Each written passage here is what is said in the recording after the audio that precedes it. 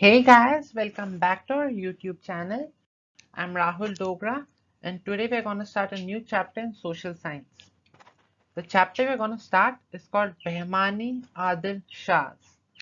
Now, you guys must be wondering if that's the name of a person, right? Well, no, it's actually the name of a dynasty, the Bahmani dynasty. It lasted from 1347 CE to 1527 CE. So, today we're going to study about this dynasty in detail. And this PPT was made by none other than Yamini. And let's get started. So, the Bahmani Empire was found at the same time as the Vijayanagara Empire. They were both found in 1347 CE. The only difference being that the Vijayanagara Empire was found in the southern part of India, while the Bahmani Empire was found in the northern part of India. You might also know the Vijayanagara Empire from a popular Hindi serial called Tenali Rama. Moving on, the founder of the Bahmani Empire was Alauddin Hassan Gangu Bahman Shah. Now, this sounds like the name of two people because it might be. The reason being, there's a popular myth that Alauddin Shah was the slave of a Brahmin ruler called Gangu, because of which Hassan Gangu might be part of his name. He later on joined the army of the Delhi Sultan Muhammad bin Tughlaq and became the governor of Deccan. So you guys might be wondering, if he was working under the then Delhi Sultan Muhammad bin Tughlaq, how did he start his own empire? Well, a revolt happened during the time Muhammad bin Tughlaq was in power, because of which he overthrew him and became the new ruler and started his own empire, the Bahmani Empire. Okay guys, so here we have a map showing how much control the Vijayanagara Empire and the Bahmani Empire had over India. The green part below is the Vijayanagara Empire, which has almost the entire South India, while the yellow part is the Bahmani Empire. Now, the Bahmani Empire had parts of Karnataka, Maharashtra, and Andhra Pradesh, Telangana states under its rule. In the beginning, Kalaburagi was its capital, but later on Bidar also became its capital. You can see Bidar over here on the map, which is almost in the center of the state. Now, a quick exercise for you guys. Can you tell me if Manipal at that time was part of the Bahmani Empire or the Vijayanagara Empire? I'll give you 2 seconds. Okay, so this is actually really easy. Obviously, Manipal was part of the Vijayanagara kingdom. It was somewhere over here, I guess, near Halibid. The people who guessed Bahmani Empire, you guys need to improve your geography. So the Bahmani Empire was in the northern part of the Krishna River, while the Vijayanagara Empire was in the southern part of Krishna. Now guys, during olden times, a lot of kingdoms or settlements used to be near rivers, because rivers were a fast way of traveling through boat, as well as they helped in farming, giving irrigation, helping grow crops. Like the land near rivers was very fertile.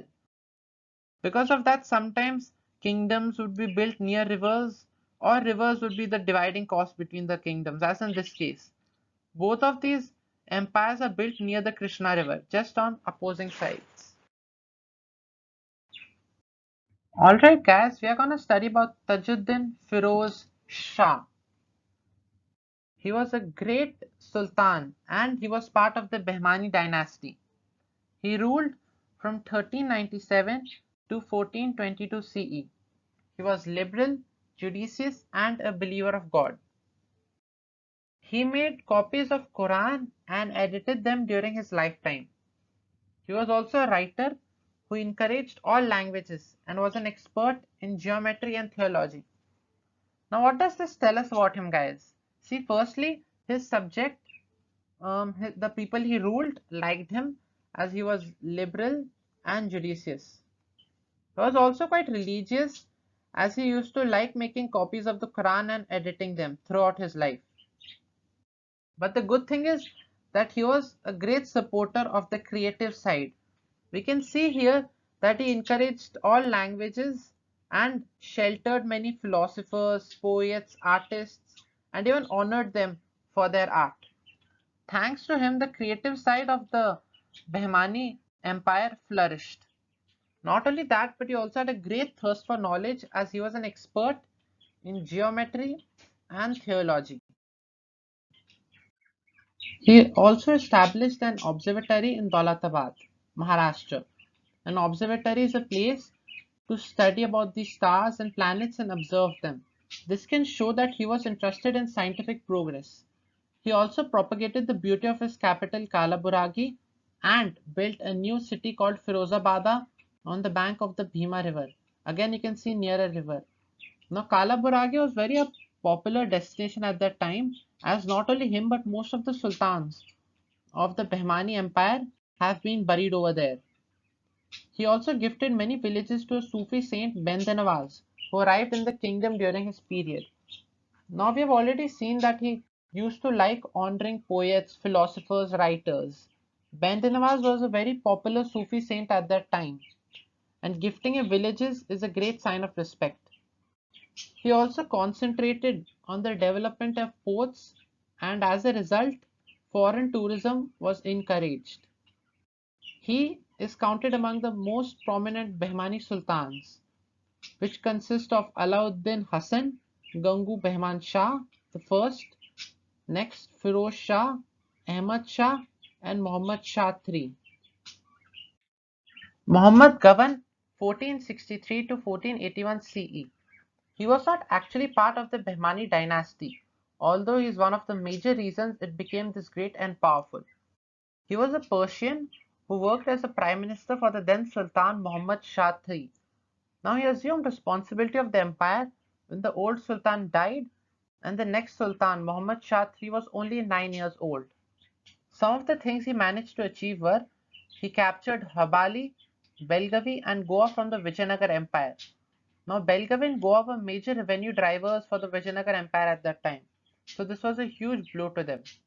His administration was according to Islamic laws and he also encouraged revenue and postal services.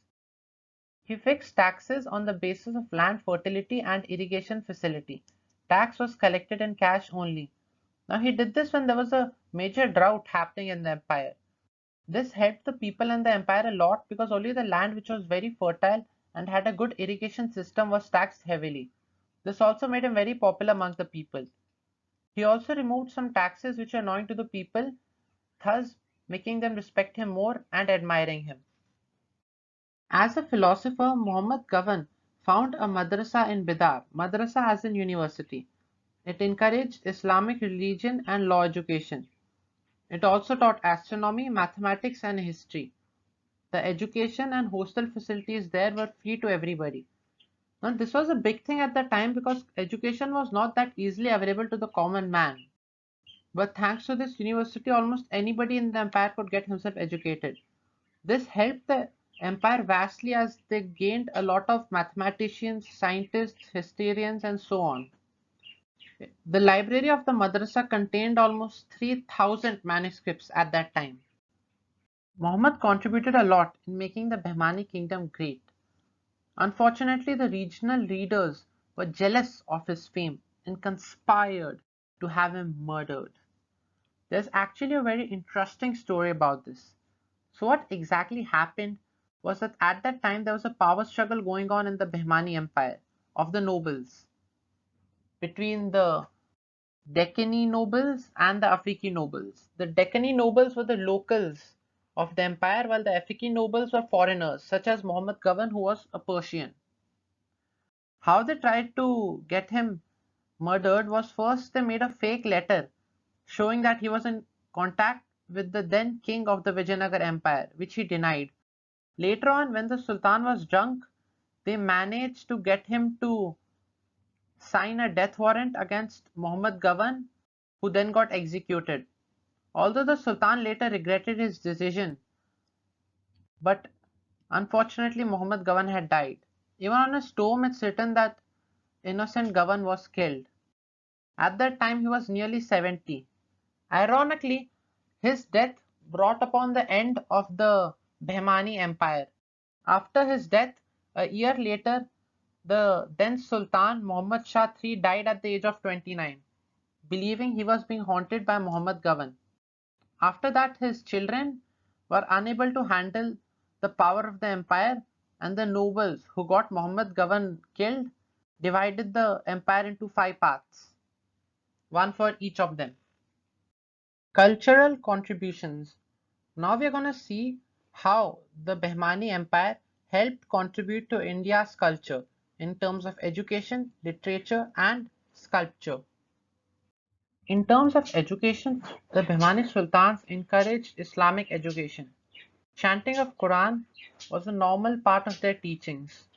In many cities such as Kalaburagi, Bidar, Ilaichapur and Daulatabad and many others were the Islamic educational centers during their reign. Poor people and orphans were provided free food and shelter and even given scholarships to students in madrasas. Quran, philosophy, and principles of Sufism were taught in the schools. Sufism is a teaching which believes that we are one with God and to let go of our materialistic desires. Under the Bahmani Empire, education progressed a lot and most of their people were educated thanks to such policies. Literature. Literary activities were greatly encouraged by Bahmani sultans and they sheltered many philosophers, poets, and writers. We have already read that not only sheltered but they also honored such people, such as the great Sufi saint Bendenawaz, who was gifted villages at that time. Firoz Shah, Muhammad Shah II, and Muhammad Govan were themselves writers and poets. Under their reign, Persian, Arabic, and Urdu literatures were developed. The great Sufi saint and writer Bendenawaz also belonged to this period. The language that they and the other foreigners used became famous as Dakkani, and this later developed as Urdu language. So indirectly, the Bahmani Empire was responsible for the Urdu language. Sculpture. The history of Bahmani dynasty is also famous for sculpture and architecture. Many monuments in Bidar, Kalaburagi and other places are in a Hindu-Islamic style of architecture, which can be known as the Dakkani style. We have already seen that they honored architectures a lot because of which the many monuments built in their empire are built of different styles. The first contribution of the Bahmanis is the Jamia Masjid of Kalaburagi that Muhammad Shah had built himself.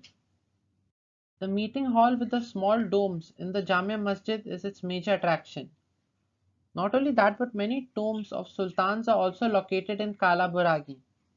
One of the famous ones is the tomb of Bendenawaz, which is a popular monument in Kalaburagi.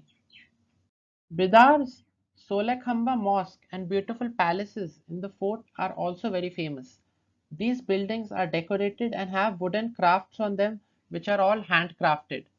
The 12 tombs of Ashtur near Bidar is another very popular tourist location. Although the most prominent monument of the Bahmani kingdom is none other than the Madarasa which was built by Muhammad Govan himself. It was 242 feet wide, 222 feet long, nearly 56 feet in height and a three-storied building. In the pictures you can see here that although the building is more than 5 centuries old, it still appears to be declaring its glory.